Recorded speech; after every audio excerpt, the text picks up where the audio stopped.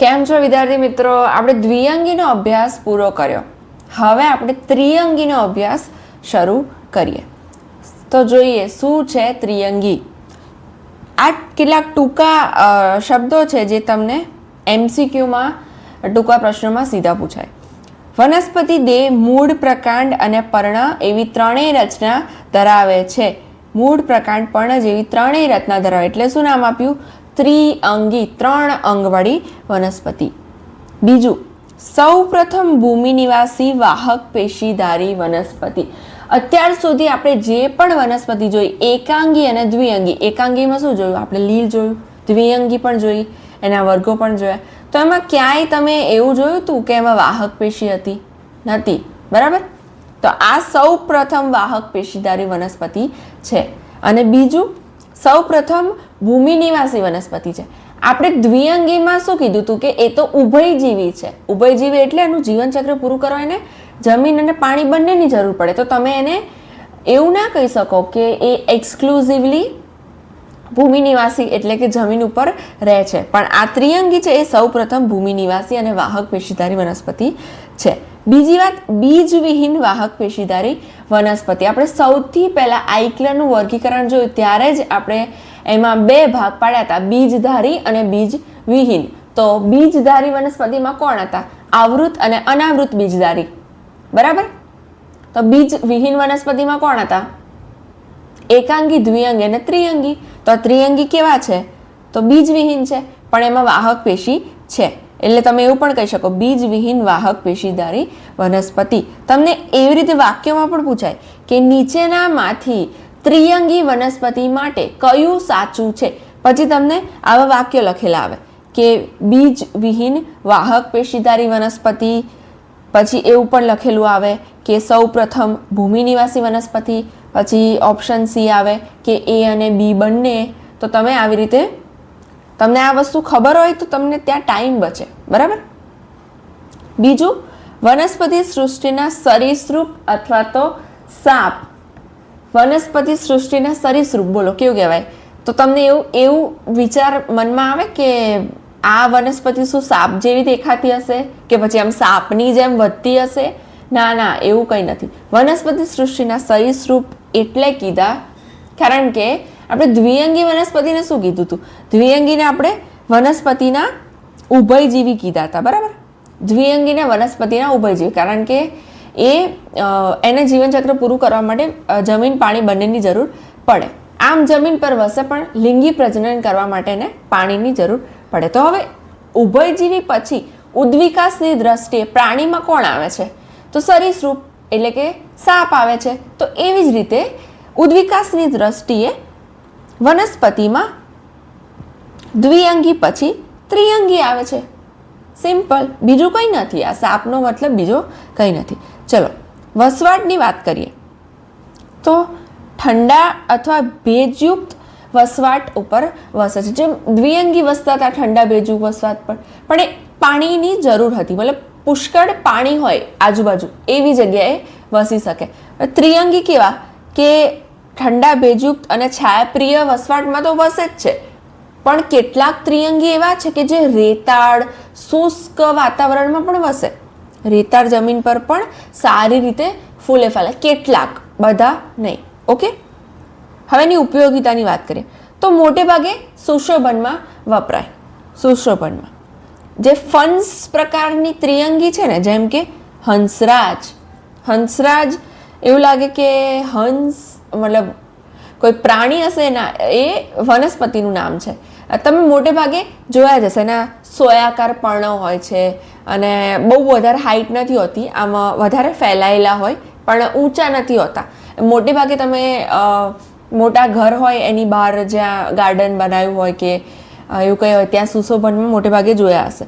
Fans પ્રકારની વનસ્પતિ હંસરાજ. બરાબર? પછી અમુક વનસ્પતિ ઔષધીય રીતે પણ ઉપયોગી છે. અને ભૂમિ બંધકો એટલે કે સોઇલ બાઇન્ડર્સ એટલે શું? ભૂમિને બાંધી રાખે, ભૂમિને પકડી રાખે? ના, એવું નહીં. જ્યારે તમારે કોઈ વનસ્પતિ જેમ કે આવૃત બીજધારી અથવા ઉચ્ચ કક્ષાની કોઈ વનસ્પતિ બીજી ઉગાડવી છે, એની પહેલાં તમે ત્રિઅંગીનો વિકાસ કરો તો એ વનસ્પતિને ફળદ્રુપ બનાવે. એટલે ભૂમિબંધકો કહેવાય એને. હવે એના સ્વરૂપ અથવા વનસ્પતિ દેહની વાત કરીએ તો ત્રિઅંગી સૌથી પહેલાં જ કીધું, મૂળ, પ્રકાંડ, પર્ણ ત્રણેય રચના ધરાવે છે. સૌપ્રથમ વાહક પેશી એટલે કે આદિ વાહક પેશી. આદિ એટલે પહેલાની વાહક પેશી એટલે થોડી બેઝિક રચના, એટલી કોમ્પ્લેક્સ, એટલી વિકસિત, એટલી આવૃત અને અનાવૃત બીજધારીમાં જે પ્રકારની સૌથી વધારે વિકસિત વાહક પેશી કોનામાં છે તો એ આવૃત બીજધારીમાં છે. તો એના જેવી નથી, એટલે કે એનામાં જલવાહિનીકી છે પણ જલવાહિની નથી. જલવાહિનીકી, નિકી છે, ની નથી. જલવાહિનીકી છે, જલવાહિની નથી. બરાબર. અને અન્નવાહક પેશીમાં પણ ચાલની નલિકા છે પણ સાથી કોષો નથી. ચાલની એટલે કોઈ સુરતી વ્યક્તિ એવું નથી કહેતું ચાલની એવું નહીં. એ ચાલની નલિકા એક રચના છે. આપણે વાહક પેશીનો અભ્યાસ કરીશું ત્યારે ડિટેલમાં જોઈશું.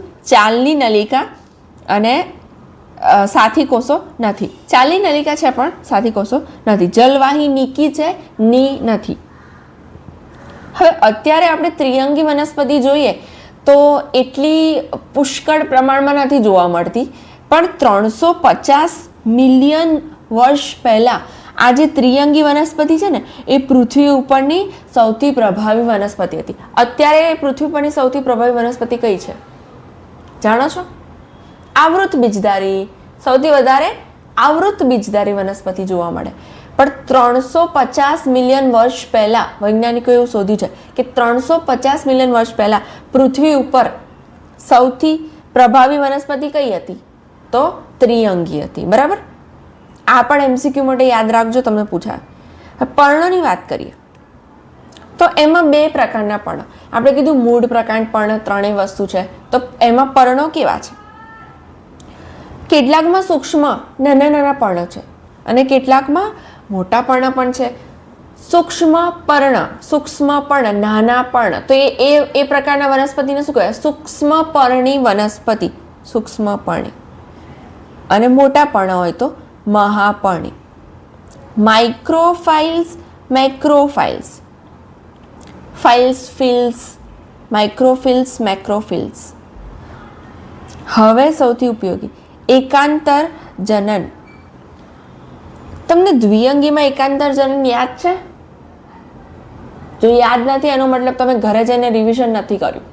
તમારે લેક્ચર જોવાનો, પછી એને 2 વાર લખવાનું, રિવિઝન કરવાનું. બરાબર.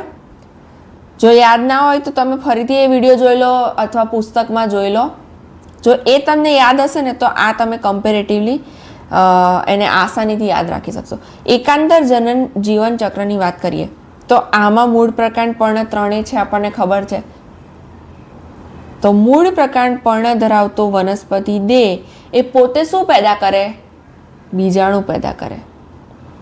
દ્વિઅંગીમાં શું પેદા કરતા હતા? દ્વિઅંગીમાં જન્યુ પેદા થતા હતા. વનસ્પતિ દેહ જે સુકાય સ્વરૂપનો વનસ્પતિ દેહ તો પોતે જન્યુ પેદા કરતો હતો. વનસ્પતિ દેહ પોતે જે પેદા કરે એ મુખ્ય અવસ્થા, બાકીની ગૌણ.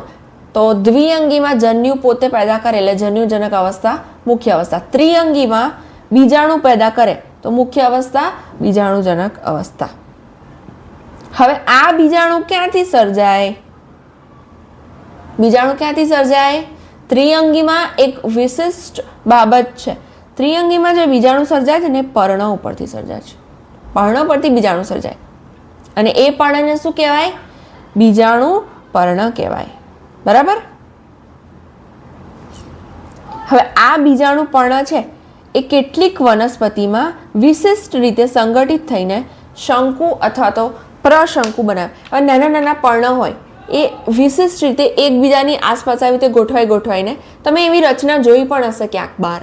પર્ણોની આવી રીતે ગોઠવાયેલી રચના, એક શંકુ આકારની રચના બનાવે. એને શું કહેવાય? શંકુ અથવા પ્રશંકુ. અંગ્રેજીમાં સ્ટ્રોબિલસ.